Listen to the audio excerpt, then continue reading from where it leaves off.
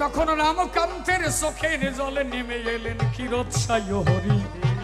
আমার ক্ষীরোদের হরি ওরা কান্তি ভাবে অবতীর্ণ হলো। একবার শান্তি হরি প্রেমানন্দে সবাই হরি হরি বলো। এই যে রামকান্তের চোখের জল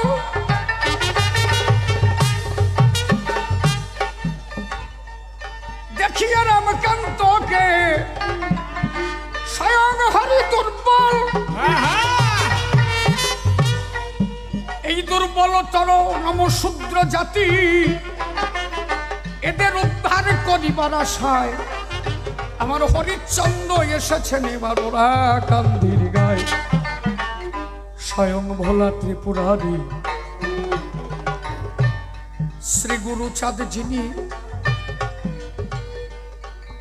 ওরা কান্দি অবতীর্ণ হয়েছিলেন তিনি। গুরুচাঁদ যে ভগবান তার শাস্ত্রীয় প্রমাণ কি? গুরুচাঁদ ঠাকুর যে ভগবান হয়ে গেলেন তিনি যে স্বয়ং ভোলানাথ তার শাস্ত্রীয় প্রমাণ হচ্ছে এই পুরাণ অনুসারে যেদিন গণেশ রূপে জন্ম নিলেন নারায়ণ ভোলানাথের ঘরে, তখন ভোলানাথ বড় তৃপ্তি পেয়েছিলেন। গণেশ তুমি আমার ঘরে সন্তান হয়ে এসেছ, আমি ধন্য। আমারও মনের আশা একদিন তোমার পুত্র হয়ে আমি করব জন্মগ্রহণ। সেদিনই তোমার মনের আশায় আমি করিব পূরণ।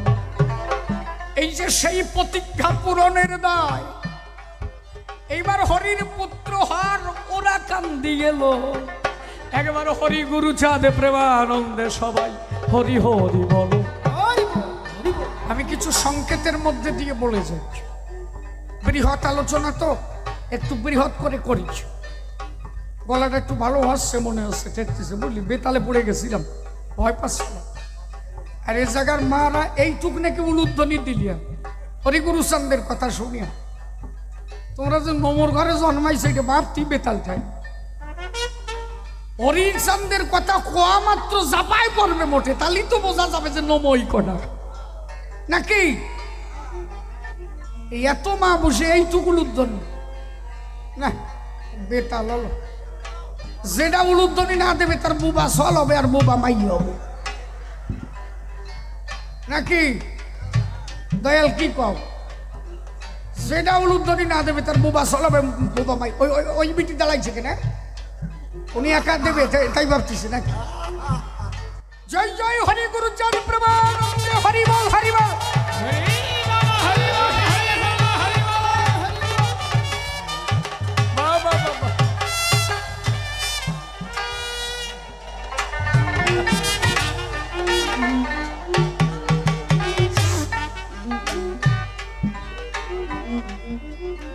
এইবার একদম ক্লিয়ার হয়ে গেছে। সলমাই হওয়ার ভয় কি ওই বুড়ো বিটিও দেশে, ওই বুড়ো বিটি ভাবছে আমারও যদি ওইও পড়ে ঠিক নাই বুঝছি।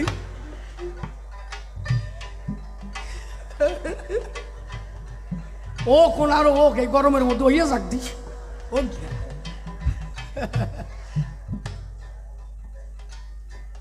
সবার হোক, প্রত্যেকটা গর্ভের জন্ম হোক, জ্ঞান নামক পুত্র সন্তান, ভক্তি নামক কন্যার সন্তান প্রত্যেকের হোক। হরিবল। তাহলে শ্রী গুরুচাঁদ অবতীর্ণ হলেন উড়িয়া নগরী। চিন্তা করে শোনেন যত ভক্ত নর নারী। এই যে গুরুচাঁদ ঠাকুরকে স্কুলে পাঠানো হলো, বাধাপ্রাপ্ত হলো।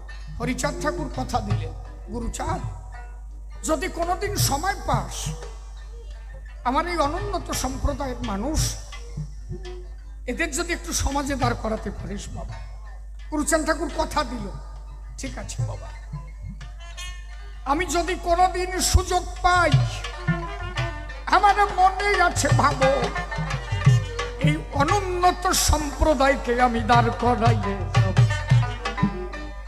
এই যে গুরুচাঁদ ঠাকুর কথা দিল, তাহলে তুমি তখনও অধিকার পাওনি নমশূদ্র কুলে জন্ম নিয়ে কোনো ভগবানকে স্পর্শ করার। ও বইয়া গিয়েছে এর হরিচাঁদ গুরুচাঁদের নাম শুনলি গায়ে জ্বালা ওঠে নাকি? তোমার তো ভগবান শোয়ারই অধিকার ছিল না, মন্দিরে ঢোকার অধিকার ছিল না। অধিকার দিল কবে? যেদিন শ্রী গুরুচাঁদ আমার প্রথম শিক্ষার আন্দোলন গড়িয়ে তোলে। 1872 সাল, শোনেন জ্ঞানী দলে। সর্বপ্রথম 1872 সালে গুরুচাঁদ ঠাকুর সার্বিক শিক্ষা আন্দোলন গড়ে তুলেছিল। কি বলেছিলেন?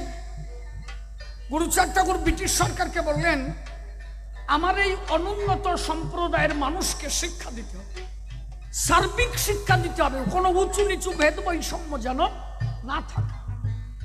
ব্রিটিশ সরকার তার প্রত্যুত্তরে গুরুচাঁদ ঠাকুরকে চিঠি লিখে বললেন, আমরা কোনো আর্থিক সহযোগিতা করে তোমার স্কুল গড়ে দিতে পারবো না। আমরা কি পারি? তুমি যদি স্কুল গড়ো, সেই স্কুলগুলোকে আমরা পারমিশন করায় দিতে পারি, কিন্তু অর্থ দিয়ে আমরা স্কুল গড়তে পারবো না। 1881 সাল, সেদিন দত্তডাঙ্গা ঈশ্বর গাইনের বাড়িতে প্রথম হয় নমশূদ্র সম্মিলন। সেই সম্মিলনে শ্রী গুরুচাঁদ অমোঘবাণী করেছে প্রদান। সেই দিন গুরুচাঁদ ঠাকুর বলেছিলেন, শোনো, তোমাদের শত্রু কারা তা তো তোমরা চিনলে না। তোমাদের শত্রু হলো উচ্চ বর্ণীয় মানুষ যারা, তারা এরা তোমাদের মাথার উপরে কাঁঠাল রেখে কোষ খেয়ে যাবে। এরা কোনোদিন চায় না যে তোমরা শিক্ষিত হও, কারণ তোমরা শিক্ষিত হলে সিটি পড়তে তো আর ওকে বাড়ি যাবা না। ওদের বাড়ি সিটি পড়তে যাবা, ওরা 2-3 মন চলা ভাড়ায় রাখবে, এই কাজটা তো আর হবে না। আর ওর বোর যায় যে কলেজে জল তুলি আনতে হবে, এগুলো তো তোমাকে দিয়ে করাবে। ওরা আজীবন চায় যে তোমরা যাতে শিক্ষিত না হও। অতএব আজকে নমশূদ্র সম্মিলন থেকে তোমাদের শিক্ষা নেওয়া দরকার। প্রত্যেকটা ঘরে ঘরে স্কুল করতে হবে। স্কুলটা কেমন হবে? গোয়াল ঘর থেকে যখন গরুগুলো বেরিয়ে যাবে, সকালবেলা ওইখানে স্কুল করতে হবে। সন্ধ্যাবেলা যখন গরুগুলো ঢুকে যাবে, স্কুল ছুটি দিতে হবে। রান্নাঘরে মারা যখন রন্ধন করে বেরিয়ে যাবে, স্কুল শুরু হবে। আবার যখন বিকালবেলা রন্ধনে আসবে, স্কুল ছুটি হয়ে যাবে। এইভাবে তখন গুরুচাঁদ ঠাকুর স্কুল করতে বললেন। লিখনি কিছু হবে তালপাতার উপরে। এরকম লোক আছে তো, তালপাতায় লেখা লোক আছে না? এর মানে কি? আজকে তুমি বইরা গিয়ে তুমি তুলসীর মালা নিয়ে টিপাটিপি করো, করো, আমি বারণ করি। তোমার ছেলেটা বিয়ে পাশ করেছে, তোমার ছেলেটা ব্যারিস্টার, তোমার ছেলেটা মাস্টার, তোমার ছেলেটা জজ, তোমার ছেলেটা উকিল, তোমার ছেলেটা মুক্তার। তুমি একবারও ভেবেছো সারা জীবন ওই টিপিয়ে গেলি কাজ হতো না যদি গুরুচাঁদ ঠাকুর না আসতো? অন্তত গোবিন্দের পায়ে প্রণাম দেওয়ার আগে গুরুচাঁদকে প্রণাম করা দেওয়া দরকার।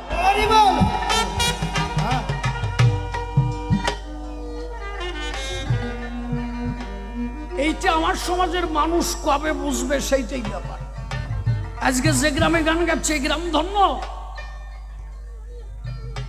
ডাক্তার তারিণী বল এই গ্রামে জন্মগ্রহণ করেছে, এই আমাদের পরম পাওয়া।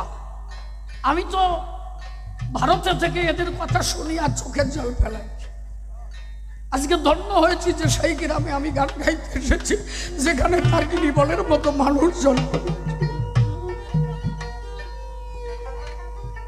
কোথা থেকে আম খাওয়ালো গুরুচাঁদ ঠাকুর, ওরাকান দিবসে সেই আম সেবা করেছে। কত ভক্তি ছিল, কত প্রেম, কত ভাব। তারা একাধারে পুঁথিগত বিদ্যান ছিল, একাধারে আধ্যাত্ম জগতের মানুষ, একাধারে ঐশ্বর্য ভাব, একাধারে ভিতরে মাধুর্য ভাবের অধিকারী ছিল এরা। আর আমাদের মধ্যে বর্তমান কিছু কিছু শিক্ষিত হয়েছে, ওই 2 পৃষ্ঠা পড়েই হরি গুরুচাঁদের মানতে চায়, তারাই বেশি বোঝে। একমাত্র শ্রী গুরুচাঁদ তখন জগতে কৃপা করে 19 1931 সালের সেন্সাস রিপোর্ট শোনেন নারী নরে। 1931 সালের সেন্সাস রিপোর্টে কি লেখা আছে জানো? 3949 খানা স্কুল করেছিলেন গুরুচাঁদ ঠাকুর। কতখানা? 3949টার কোন জায়গায় লেখা আছে 3952টা। আমি কমাটাই ধরলাম, ওই কটা বাদ দিলাম। 49টা, প্রায় 4000-এর উপরে স্কুল। এমন কোন মনীষী কোথাও জন্ম নেয় নাই যে 4000-এর উপরে স্কুল করেছে। একমাত্র নমশূদ্র সমাজে আমার গুরুচাঁদ ঠাকুর এইটা করে দেখাইছে। আজকে দুঃখের বিষয় যে আমরা তারই মানতে পারি না। আমি যেন একটা গান লিখেছিলাম এই কয়েকদিন আগে, একটা গান লিখেছি, গাবো? কেন বিদ্যালয়ে নাই বলো তাহার সম্মান, কেন বিদ্যালয়ে নাই বলো তাহার সম্মান, বিদ্যালয়ে নাই কেন তাহার সম্মান। 3949টি স্কুল গণ্য গুরুচাঁদ, বিদ্যালয়ে নাই কেন তাহার সম্মান। স্কুল কত গেছে?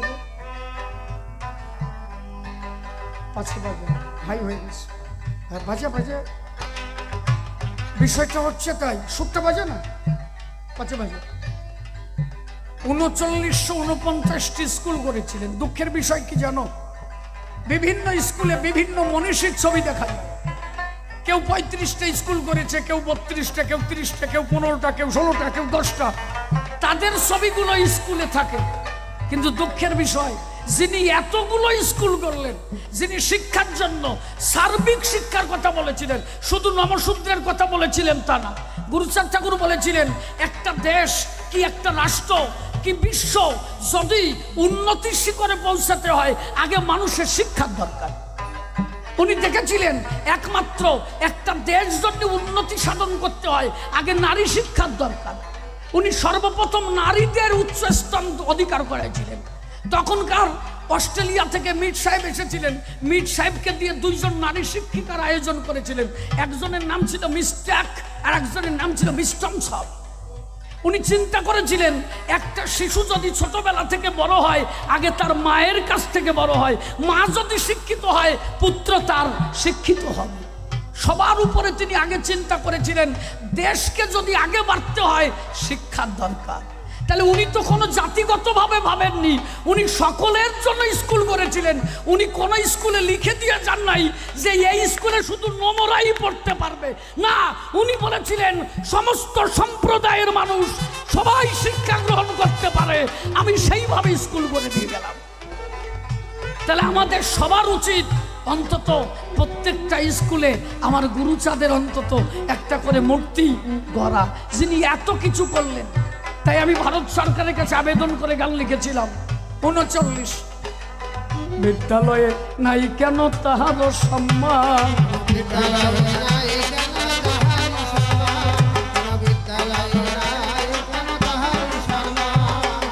ঢাকা বর্ধমান প্রেসিডেন্সি। স্কেলটাই ঠিক করতে পারলি না, দেখছিস? ঢাকা বর্ধমান প্রেসিডেন্সি, আরো কত ডিভিশন, সর্বত্র স্কুল করলেন আমার দয়াল গুরুচাঁদ, আমার দয়াল। ঢাকা বর্ধমান প্রেসিডেন্সি, আরো যত ছিল ডিভিশন,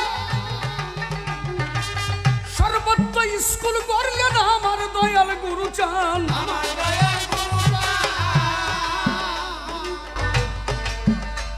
সে যে মানব জাতির করল কল্যাণ,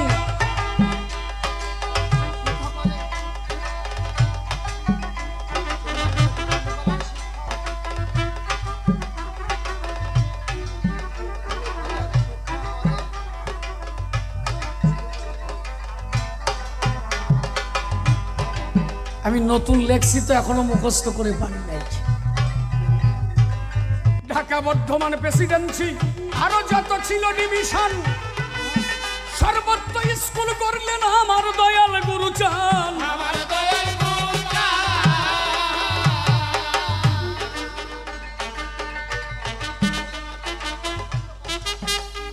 সে যে মানব জাতির করল কল্যাণ শিক্ষা করিয়া প্রদান, সে যে মানব জাতির করল কল্যাণ শিক্ষা করিয়া প্রদান। ভুলব না তার অবদান, ভুলব না তার অবদান, থাকিতে এ জীবনে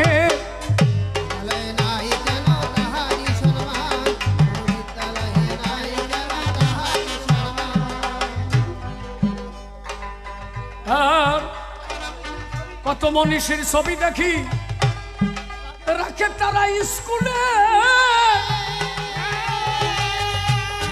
আমার গুরুচাঁদের ছবি দিতে এরা কেন যায় ভুলে। কত মনীষীর ছবি দেখি রাখে এরা স্কুলে, আমার গুরুচাঁদের ছবি দিতে এরা কেন যায় ভুলে।